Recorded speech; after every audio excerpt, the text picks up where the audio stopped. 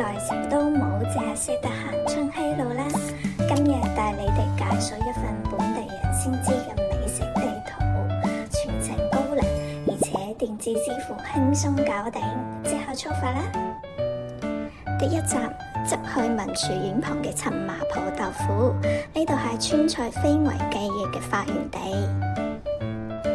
人均40蚊，體驗七重滋味嘅麻辣試絲，冇忘記搭配隔離盤順子嘅回鍋油，燈展鍋造型係教科書級別嘅經典。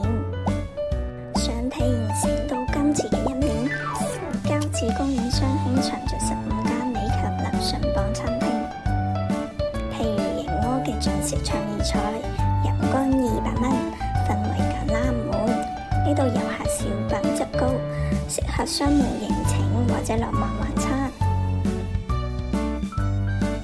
夜宵必去灰星樓街，本地人排隊嘅老火鍋五里官，鴨腸毛肚新鮮滿分。食完再去嘆一杯成都本地特色奶茶，睇下同港式奶茶有咩唔同呢？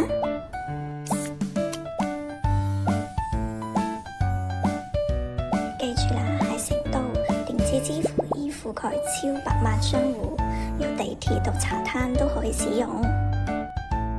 綁定香港信用卡或者銀行賬戶即可，人民幣自動兌換港幣，免手續費加埋匯率優惠。由輝比老店到米其林開碼，呢份攻略讓你食得上半個成都人。快啲收藏呢條線路，用電子支付開啟你的天府美食之旅啦！